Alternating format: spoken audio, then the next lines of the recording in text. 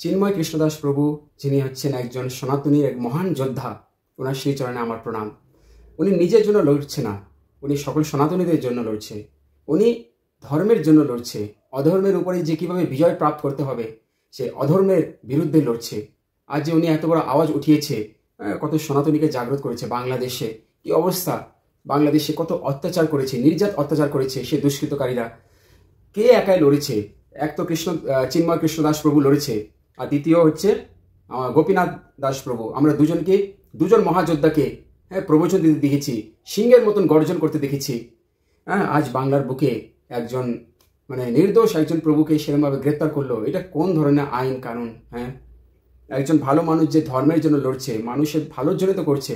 আমরা এতই নিষ্কৃষ্ট হয়ে গেছি যে আমরা বুঝতে পারছি না যে আমরা একজন বৈষ্ণব যে একজন কত কিছু করছে সেটাতে কেউ বুঝতে পারছে না। এখন বাংলাদেশে যত সনাতন আছে, ভারতবর্ষের সনাতনরাও এর উপরে আওয়াজ ওঠানো উচিত, কারণ এটা আমাদের আপনার ব্যাপার নয়, এটা আমাদের ব্যক্তিগত, আমাদের সনাতন ধর্মের ব্যাপার।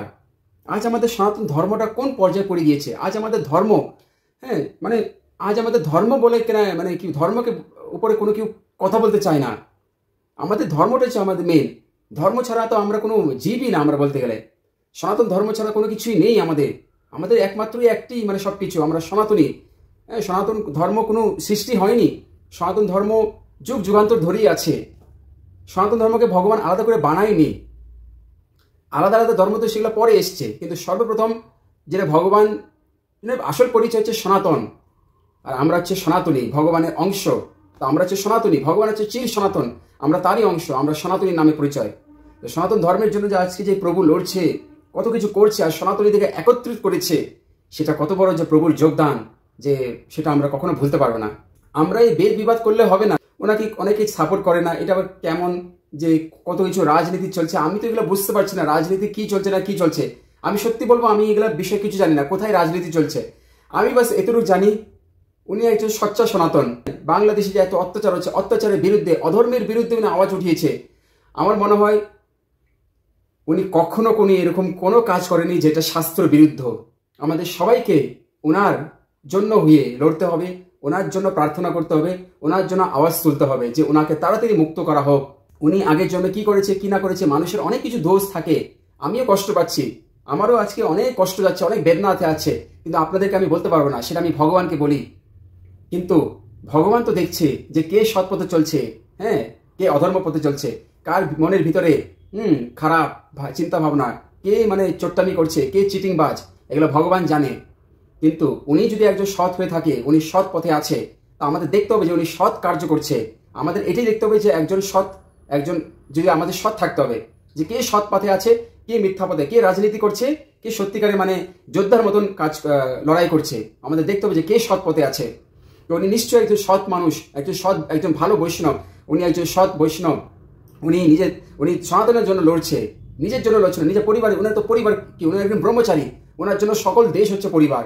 উনি সকল দেশের জন্য লড়ছে। ভগবান শ্রীকৃষ্ণের দেওয়া আইন, ভগবান শ্রীকৃষ্ণের নিয়ম ফলো করে উনি ভগবত কার্য করছে। উনি প্রভুপাদের যে সেবাটা করছে, যে প্রভুপাদ যেটা বলে গিয়েছে, প্রভুপাদের জন্য করছে।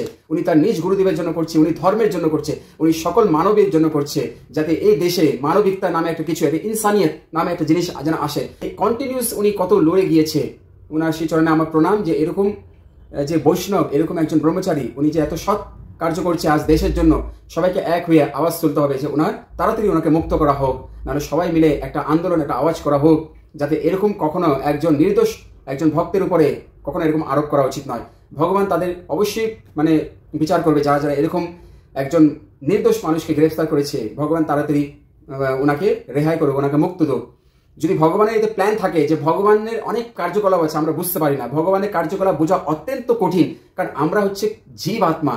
ভগবান উনি হচ্ছেন সর্বশক্তিমান, ওনার কার্যকলাপ বোঝা অনেক কঠিন। কিন্তু এটাই আমরা বুঝতে পারি যে ভগবান হচ্ছে সনাতনী, সনাতন ধর্ম ছাড়া ভগবান কিছু বোঝে না।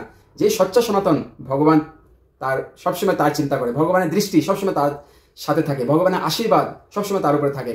আর চিন্ময় প্রভুকে গ্রেফতার করেছে, হতে পারে এতে ভগবানের কিছু একটা আলাদা প্ল্যান আছে। ভগবান তাকে সেই উঁচু পদ, যেই পদে একজন মানুষ যেতে যেতে কোটি কোটি কোটি জন্ম লাগে, হতে পারে ভগবান তাকে একটা উচ্চ আসন ভগবান তার জন্য সৃষ্টি করেছে। ভগবান তাকে সেই উঁচু পদে রাখতে চায়।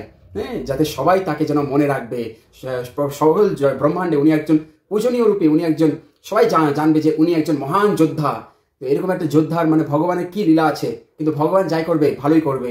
আমরা ভগবানের কাছে প্রার্থনা করবো, ভগবান ওনাকে আপনি তাড়াতাড়ি রক্ষা করুন, তাড়াতাড়ি ওনাকে মুক্ত দিন, যাতে উনি খুব আরামসে যেন উনি বেরিয়ে আসতে পারে এবং আবার যেন আমাদের সবার সাথে মাঝে যেন দাঁড়িয়ে পড়তে পারে। এটাই আমার প্রার্থনা। সকলে ভগবানের কাছে প্রার্থনা করুন। সনাতন ধর্মের জয় হোক, চিন্ময় প্রভুর জয় হোক, গোপীনাথ দাস ব্রহ্মচারী প্রভুর জয় হোক, সকল সনাতনীর জয় হোক। হরে কৃষ্ণ, হর হর মহাদেব।